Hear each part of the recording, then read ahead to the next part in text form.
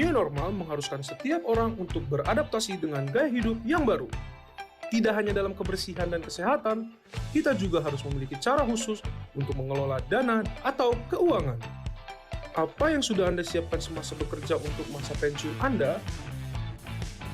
Bagaimana caranya memaksimalkan dana lebih secara optimal, tapi dengan gaya hidup yang sama?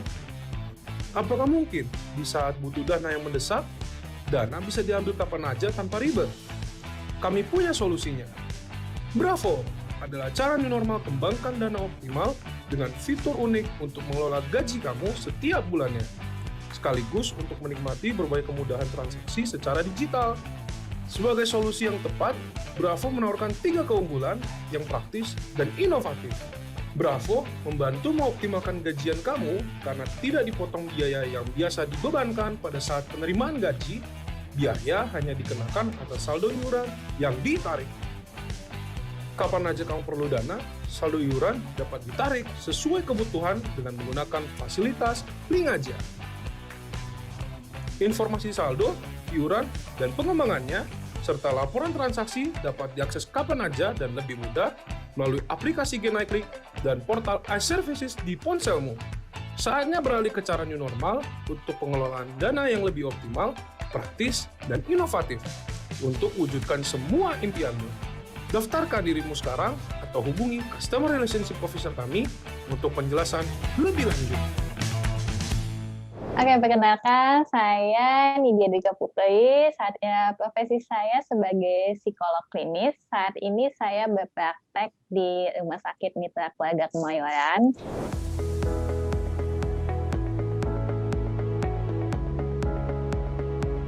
Kenapa sih kita mengalami stres? Sebenarnya gini, dampak pandemi COVID-19 ini memang mengubah kehidupan kita secara drastis. Jadi kayak misalnya banyak sekali acara-acara yang tertunda. Bahkan nggak cuma tertunda, bahkan ada yang nggak bisa dilaksanakan sama sekali.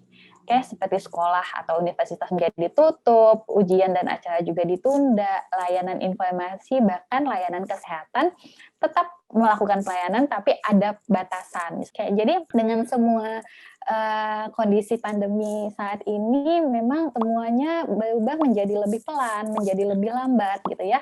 Dan kita dihadapkan dengan ketidakpastian dan kita nggak tahu kapan ini akan berakhir. Jadi memang angka ketidakpastiannya itu sangat tinggi sekali ya, Mas Wilson ya. Gitu. Oke, jadi apa sih pandemic fatigue? Yaitu tadi kondisi kelelahan baik secara fisik maupun secara emosional dan mental akibat dari COVID-19 ini. Jadi kalau ditanya siapa aja sih yang mengalami ini, bisa dikatakan hampir kita semua mengalami ini. Bahkan psikolog aja ngalamin loh, Mas.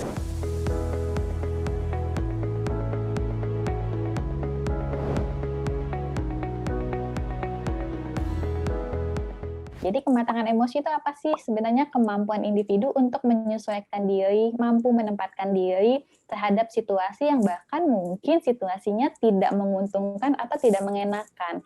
Dan kemampuan kita menghadapi situasi ini tentunya dengan cara yang positif, tidak destruktif, itu dikatakan kematangan emosi. Nah, gimana sih caranya mengelola goncangan emosi dan psikologis? Jadi teman-teman di sini mungkin bisa menggunakan statement-statement ini atau misalnya afirmasi positif. Artinya gini, biarkan emosi itu datang dan pergi, jadi nggak usah coba dilawan. Temukan cara untuk memproses pikiran kita. Caranya gimana? Bicarakan dengan orang yang kita anggap tepat, misalnya sahabat gitu kan, kalau memang ada, atau keluarga. Lalu kalau misalnya nggak ada siapa-siapa, karena nggak semua orang ketika ada permasalahan butuh langsung cerita gitu ya. Yes. Ada yang pengennya itu sendiri gitu. Mungkin teman-teman bisa melakukan journaling dengan cara menulis. Nulis di sini juga nggak mesti harus kayak nulis cerpen. Tulis aja apa yang dipikirkan, apa yang dirasakan, supaya nggak kusut. Lalu berikan waktu untuk menyesuaikan diri. Jadi di sini kita harus adaptasi ya, tapi semua itu proses loh, jangan buru-buru, nggak usah membandingkan dengan orang lain. Jadi nikmatin prosesnya. Dan yang terakhir bisa melakukan teknik relaksasi, menyadari nafas tadi. Lalu apa sih yang kita butuhkan sebenarnya untuk menghadapi masa pandemi ini? Selain tadi kedewasaan emosi atau kematangan emosi, kita perlu sekali untuk membangun resiliensi. Jadi resiliensi itu adalah sebuah proses di mana kita berhasil untuk melewati masa-masa yang memang sulit sekali. bisa dikatakan cukup mengancam kita. Nah, di sini terkait dengan bagaimana kita mampu melihat dari persepsi yang berbeda, mengelola emosi kita, ini terkait juga dengan kematangan emosi.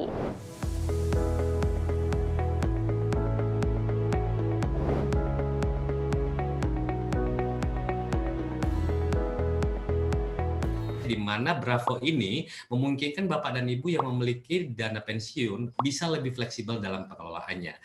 Dengan gaji sama, pengeluaran sama, tapi tabungan Bapak dan Ibu bisa bertambah. Kemudian yang tadi kita sebutkan bahwa satu, kondisi pandemi membuat kita pun secara emosional mungkin membuat segala sesuatunya tidak pasti.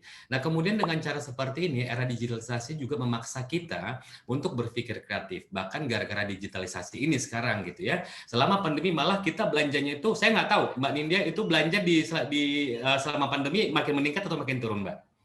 Iya, kadang-kadang meningkat karena semua Meningkat ya. serba online ya.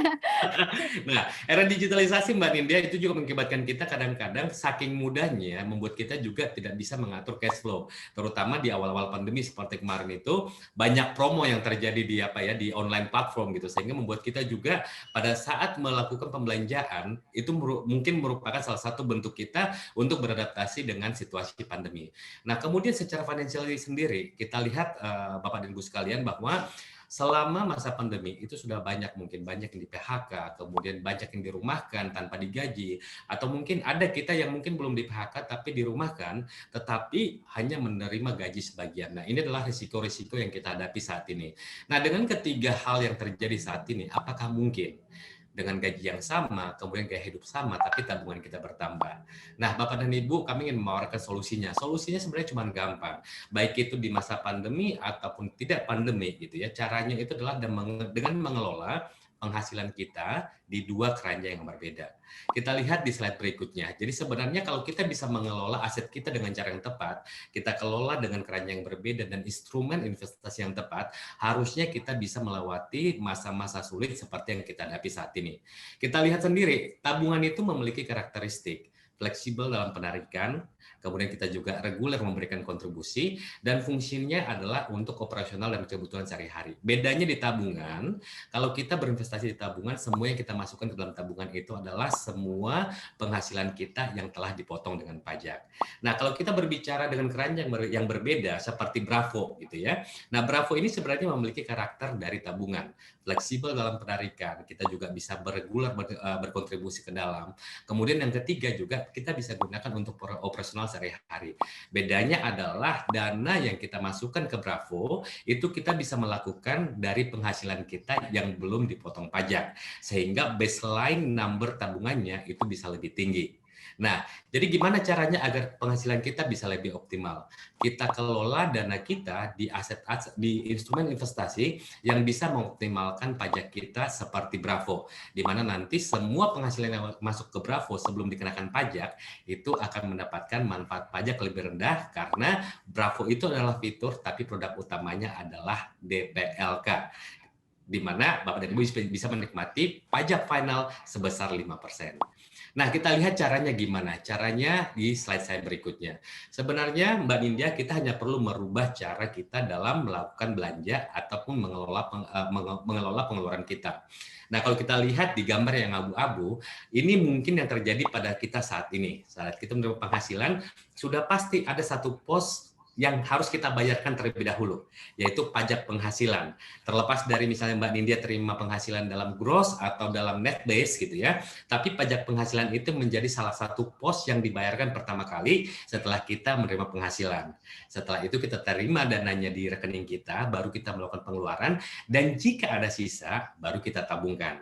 Tapi kalau kita lihat, kita geser ke Bravo yang di image warna merah, pada saat kita menerima gaji, kita masukkan 100% penghasilan kita ke Bravo setelah dikurangi kewajiban kita terhadap ketenaga kerjaan. Nah, ini memberikan kita waktu untuk bisa menganalisa expense kita setiap bulannya yang harus dan mandatori harus keluar itu apa saja. Jadi setelah kita tahu berapa kebutuhan kita secara finansial setiap bulannya, baru kita tarik dari Bravo dan otomatis pajak yang kita bayarkan hanya sejumlah nominal yang kita tarik setiap bulannya. Sehingga baseline tabungan kita itu jauh lebih besar karena ada penghasilan yang belum kena pajak yang bertambah di tabungan kita.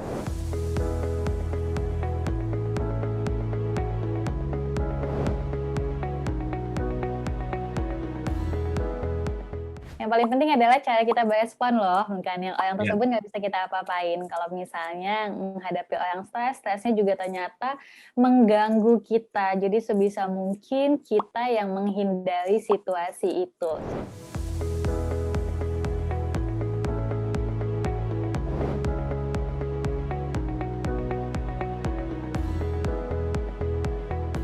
Jadi dengarkan saja, lakukan saja validasi. Validasi maksudnya di sini dia komplain terus ya, kan ya.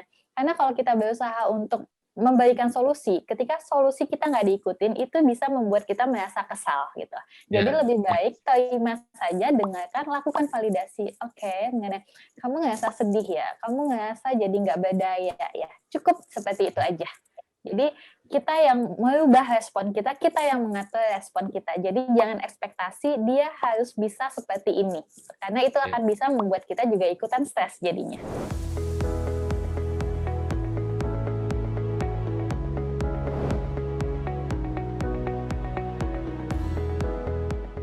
Karena di masa pandemi saat ini, kita perlu sekali untuk mengelola ekspektasi kita menyesuaikan dengan situasi dan kondisi saat ini, supaya kita tetap sehat secara fisik maupun secara mental.